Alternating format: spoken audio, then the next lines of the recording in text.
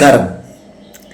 ഞാനിന്ന് നിങ്ങളുടെ മുന്നിൽ എത്തിയിരിക്കുന്നത് ഡൊമിനിക് അരുൺ കഥയും തിരക്കഥയും എഴുതി സംവിധാനം ചെയ്ത കല്യാണി പ്രിയദർശൻ നായികയായിട്ടെത്തിയ ലോക ചാപ്റ്റർ 1 ചന്ദ്ര എന്ന സിനിമയെക്കുറിച്ച് സംസാരിക്കുവാനാണ്. പതിവ് പോലെ എൻ്റെ ഈ ചാനൽ നിങ്ങൾക്ക് ഇഷ്ടപ്പെട്ടു എങ്കിൽ ദയവായി സബ്സ്ക്രൈബ് ചെയ്യുക. ഞാനിടുന്ന ഓരോ വീഡിയോകളും നിങ്ങൾക്ക് അപ്പോൾ തന്നെ നിങ്ങളുടെ മൊബൈലിൽ നോട്ടിഫിക്കേഷനായി ലഭിക്കുന്നതിനായി ബെൽ ബട്ടൺ അമർത്തി ഓൾ പ്രസ് ചെയ്യുക. ലോക ചാപ്റ്റർ 1 ചന്ദ്ര. ആദ്യമേ തന്നെ പറയട്ടെ, ഇത് പ്രചോദനമൊന്നുമില്ലാതെ എടുത്ത ഒരു സിനിമയാണ്. നമുക്ക് കാണുമ്പോൾ തന്നെ അറിയാം ഇതിൻ്റെയൊക്കെ പ്രചോദനം എവിടെ നിന്നാണ് എന്നുള്ളത്. ഒരു പ്രചോദനവുമില്ലാതെ എന്തൊക്കെയോ സിനിമകൾ കണ്ട് അതിൻ്റേതൊക്കെ ആയിട്ടുള്ള കാര്യങ്ങളൊക്കെ വീണ്ടും ആവർത്തിച്ച് എഴുതി കൊണ്ടുവന്ന് ദൃശ്യവൽക്കരിച്ച് കാണിക്കപ്പെട്ട ഒരു സിനിമയാണ് ഇത്.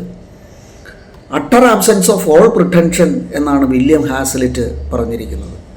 എന്താണ് അതിൻ്റെ അർത്ഥം എന്ന് ചോദിക്കുമ്പോൾ, നമ്മൾ ഒരു തരത്തിലുള്ള കാപട്യക്കാരുമാകാനായിട്ട് പാടില്ല. കലയെ സംബന്ധിച്ചും അത് വളരെ വ്യക്തവും ശക്തവുമായിട്ടുള്ള ഒരു കാര്യം തന്നെയാണ്. നമ്മൾ കാപട്യക്കാരാകാൻ പാടില്ല. സൃഷ്ടാവ് പരമപരിശുദ്ധനായിരിക്കണം എന്നാണ് അതിൻ്റെ അർത്ഥം. എന്ന് പറഞ്ഞാൽ ആ കലയുടെ കാര്യത്തിലെങ്കിലും, കലാസൃഷ്ടി നടത്തുന്ന സമയത്ത് എങ്കിലും അയാൾ പരിശുദ്ധനായിരിക്കണം. പരിശുദ്ധമായതിനെ മാത്രമേ ഇവിടെ ആളുകൾക്ക് അംഗീകരിക്കുക എന്ന് പറഞ്ഞാൽ അവരുടെ മനസ്സിലേക്ക് തറക്കുകയുള്ളൂ. അവരുടെ മനസ്സിലേക്ക്, അവരുടെ ഹൃദയത്തിലേക്ക് ആണ്ടിറങ്ങുകയുള്ളൂ. അവരുടെ വികാരമായിട്ട് അത് അപ്പോഴാണ് മാറുക. ഇതിൻ്റെ പേര് തന്നെ നോക്കുക, ലോക. എന്താണ് ലോക ചാപ്റ്റർ 1 ചന്ദ്ര എന്നൊക്കെയാണ് പേരിട്ടിരിക്കുന്നത്. ഇതിനൊക്കെ പച്ച മലയാളത്തിൽ നമുക്ക് വേറെ പല ഭാഷയും പറയാൻ പറ്റും. പക്ഷേ നമ്മൾ ആസ്വാദകരെങ്കിലും സംസ്കാര സമ്പന്നരായിരിക്കണമല്ലോ എന്ന് കരുതി അത് ഞാൻ ഇവിടെ പറയുന്നില്ല. ഈ സിനിമ നിർമ്മിച്ചിരിക്കുന്നത് ദുൽഖർ സൽമാനാണ്. ഈ സിനിമ നിർമ്മിച്ചിരിക്കുന്നത്. സിനിമയുടെ അവസാനം എന്തിനാണ് ദുൽഖർ സൽമാൻ വരുന്നത്? കല്യാണി പ്രിയദർശൻ, സലീം കുമാർ, നസ്ലൻ എന്നൊക്കെ എഴുതി കാണിച്ചതിന് ശേഷം ഒപ്പം ദുൽഖർ സൽമാൻ എന്ന് പറഞ്ഞിട്ടാണ് അവസാനം ദുൽഖർ സൽമാൻ വരുന്നത്. എന്തിനാണ് ദുൽഖർ സൽമാൻ വരുന്നത്? ഇനി ചാപ്റ്റർ 2 ആയിട്ട് വന്ന് നമ്മളെ വീണ്ടും ബോറടിപ്പിക്കുമോ? ഈ സിനിമയ്ക്കകത്ത് ബോറടിയൊന്നുമില്ല. പക്ഷേ അതിൻ്റെ ഒരു പ്രശ്നം എന്താണ് എന്ന് ചോദിച്ചാൽ, ഇതിന് ഒരു അർത്ഥമില്ലാത്ത പരിപാടിയായിപ്പോയി ഈ സിനിമ. യാതൊരു തരത്തിലുള്ള അർത്ഥവും നമുക്ക് ഈ സിനിമയിൽ നിന്ന് കിട്ടുന്നില്ല, ഉള്ളിലേക്ക് വരുന്നില്ല. അതായത് നേലി എന്ന് പറയുന്ന ഒരു പെൺകുട്ടി, ആദിവാസി പെൺകുട്ടി, കാട്ടിൽ വെച്ച് വർഷങ്ങൾക്ക് മുൻപ് കാട്ടിൽ വെച്ച് അവളുടെ അമ്മയുടെ അച്ഛൻ്റെയും മുന്നിൽ വെച്ച് അവരുടെ അമ്പലത്തിൽ അവരുടെ അമ്പലത്തിലെ കാളി വിഗ്രഹത്തിൻ്റെ അടുത്ത് മറ്റൊരു വിഗ്രഹത്തിൽ നിന്നും കിട്ടിയ മുത്ത് കൊണ്ടുവന്ന് വെച്ചു എന്നൊക്കെയാണ് പറയുന്നത്.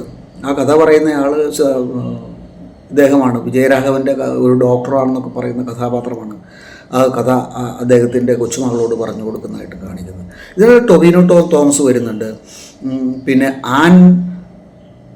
ഇല്ലേ, നമ്മുടെ നമുക്കെല്ലാം സുപരിചിതമായിട്ടുള്ള വരുന്നുണ്ട്. ടൊവിനോ തോമസ് ചാത്തനാണ് പറയുന്നത്. ചാത്തനായിട്ടാണ് ടൊവിനോ തോമസ് വരുന്നത്. എന്തിനാണ് ഇങ്ങനെ ആളുകളെ പറ്റിക്കുന്നത്? എന്തിനാണ് പ്രേക്ഷകരെ പറ്റിക്കുന്നത്? സുഹൃത്തെ ഡൊമിനിക് അരുൺ, നിങ്ങൾ എന്തിനാണ് പ്രേക്ഷകനെ പറ്റിക്കുന്നത്? നിങ്ങൾക്കൊരു പ്രൊഡ്യൂസർ വന്നു, സിനിമ എടുക്കാം, അങ്ങനെ കാണിക്കാം, ഇങ്ങനെ കാണിക്കാം എന്ന് പറഞ്ഞ് നിങ്ങൾ സിനിമ എടുക്കുന്നു. നിങ്ങളുടെ ആദ്യത്തെ സിനിമ ഏതാണെന്ന് എനിക്കറിയില്ല. ഈ ദുൽഖർ സൽമാൻ്റെ തന്നെ വേറൊരു സിനിമ ഉണ്ടായിരുന്നു, ജലം എന്ന് പറഞ്ഞിട്ട് ഒരു പരിപാടി. അത് കഴിഞ്ഞിട്ട് അഗ്നി എന്ന് പറഞ്ഞിട്ട് വേറൊരു പരിപാടി. അത് കഴിഞ്ഞിട്ട് ഭൂമി എന്നൊക്കെ പറഞ്ഞ് വെറുതെ ആളുകളെ പറ്റിക്കുന്ന പരിപാടിയാണ് ഇതൊക്കെ. ഇതൊന്നും ആസ്വാദകൻ ഇതൊന്നും ഉൾക്കൊള്ളില്ല. അതൊക്കെ ആസ്വാദം തള്ളിക്കളയും. പരമപുച്ഛത്തോടു കൂടി തന്നെ ആസ്വാദകൻ ഇതെല്ലാം തള്ളിക്കളയും. നിങ്ങളത് മനസ്സിലാക്കണം. നീലി എന്ന് പറയുന്ന പെൺകുട്ടി, ആക്ഷനൊക്കെ നല്ലത് തന്നെ. ആ ആക്ഷൻ രംഗങ്ങളൊക്കെ അടിപൊളി തന്നെയാണ്, അതിനകത്തൊരു സംശയമില്ല. പക്ഷേ ഇതാണ് കാര്യം, ഇതിനകത്തൊരു ഉള്ളില്ലാതായി. ഇപ്പം നീലി ഭയങ്കര സംഭവമാണ്, ശക്തിയുള്ള ആളാണ്. ആ നീലിയാണ് വന്നിരിക്കുന്ന കല്യാണി പ്രിയദർശൻ്റെ ചന്ദ്ര. ആ ആളാണ്, ആ ആളുടെ ആധുനിക കാലത്തുള്ള പ്രതിരൂപമാണ്. ആൾക്ക് മരണമില്ല എന്നൊക്കെ പറഞ്ഞ് ഇങ്ങനെ വന്നിട്ട് മരിച്ചു കിടക്കുന്നൊക്കെ ആയിട്ട് കാണിക്കുന്നത്. അവിടെ നിന്ന് ചാത്തൻ വന്ന് തലയിലെ വെടിയുണ്ടയൊക്കെ എടുത്ത് ജീവൻ വെപ്പിക്കുന്നു. അവസാന മുഹൂർത്തങ്ങളിലേക്ക് പോകുന്ന സമയത്ത് ഈ സിനിമയിൽ ശക്തി നഷ്ടപ്പെട്ട ഒരാളായിട്ടാണ് നമ്മൾ കാണുന്നത് നീലിയെ. നീലി ദുഷ്ടശക്തികൾക്ക് എതിരായിട്ട് പ്രവർത്തിക്കും, അവരെ നിഗ്രഹിക്കും എന്നൊക്കെയാണ് നമ്മൾ വിചാരിക്കുന്നത്. പക്ഷേ ദുഷ്ടശക്തികളെ നിഗ്രഹിക്കാനായിട്ടുള്ള കാമ്പും കഴമ്പും ഒന്നും ഈ സിനിമയ്ക്കകത്ത് കാണിക്കുന്നില്ല, ഒന്നുമില്ല. വെറുതെ ഒരു സിനിമ എന്ന് വേണമെങ്കിൽ പറയാം. സിനിമ ആയിട്ടുണ്ട്, അതിനകത്ത് തർക്കമൊന്നുമുള്ള കാര്യമൊന്നുമില്ല. സിനിമ ആയിട്ടുണ്ട്, അത് സംവിധായകൻ്റെ മിടുക്കുകൊണ്ട് അത് സിനിമയായിട്ടുണ്ട്. പക്ഷേ ഇതിൻ്റെ ആഴങ്ങളിലേക്ക് നമ്മൾ ചെല്ലുന്ന സമയത്ത് അവിടെ ഒന്നും കാണാനായിട്ട് നമുക്ക് സാധിക്കുന്നില്ല. ഒരാസ്വാദനവും അവിടെ നിന്ന് നമുക്ക് ലഭിക്കുന്നില്ല. സിനിമ കഴിഞ്ഞ് പുറത്തേക്ക് ഇറങ്ങുമ്പോൾ ഇളിഭ്യരായി പോവുകയാണ് ശരിക്കും ചെയ്യുന്നത്. നമ്മൾ പ്രേക്ഷകരെ ഇളിഭ്യരാക്കുകയാണ് ഇവിടെ സംവിധായകൻ ചെയ്തിരിക്കുന്നത് എന്നാണ് പറയാനായിട്ട് തോന്നുന്നത്. ഈ നെസ്ലൻ്റെ ആ സിനിമ നമ്മുടെ പ്രേമലുവിലുള്ള പല രീതികളിലുള്ള അനുകരണങ്ങളൊക്കെ ആയിട്ട് നമുക്ക് തോന്നും ചില നെസ്ലൻ്റെ ചില ഭാഗങ്ങളൊക്കെ കാണുന്ന സമയത്ത്.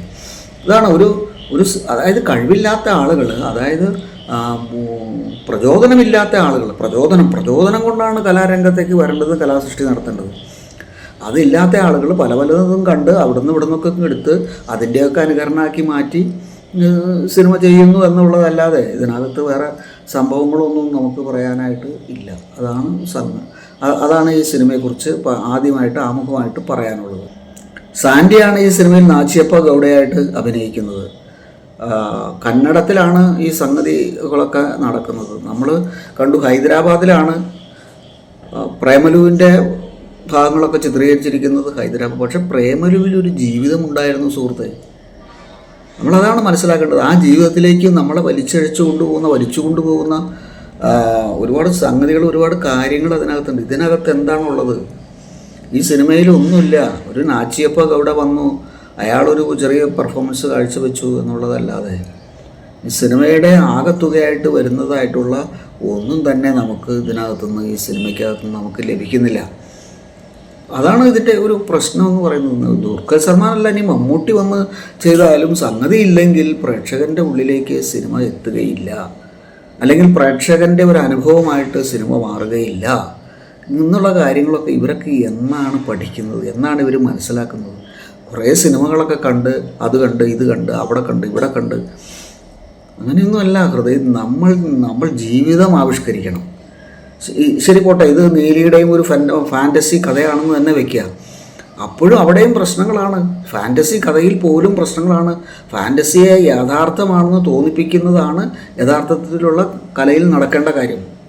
സിനിമയെ സംബന്ധിച്ച് അത് നടന്നുകൊണ്ടിരിക്കുകയാണെന്നുള്ള തോന്നൽ നമുക്ക് വേണം. പല സിനിമകളിലും നമ്മളത് കണ്ടിട്ടുണ്ട്. നടക്കാത്ത കാര്യങ്ങൾ നടന്നു എന്നൊക്കെയാണ് നമുക്ക് മനസ്സിലാവുന്നത്. അതിൽ നിന്ന് നമ്മൾ അങ്ങനെയാണ് ആ സിനിമയെ ഉൾക്കൊള്ളുന്നത്.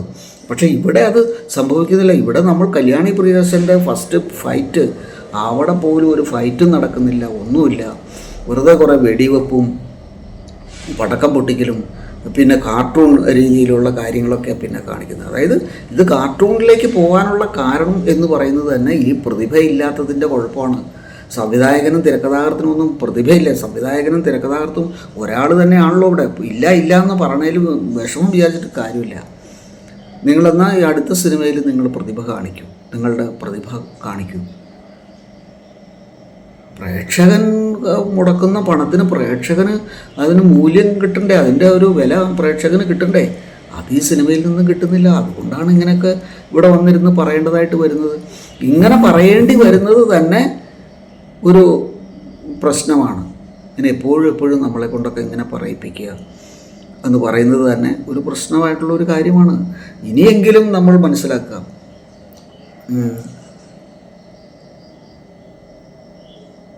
ഇനിയെങ്കിലും നമ്മൾ കാര്യങ്ങൾ മനസ്സിലാക്കി പുതിയ ഇതൊക്കെ കൊണ്ടുവന്ന്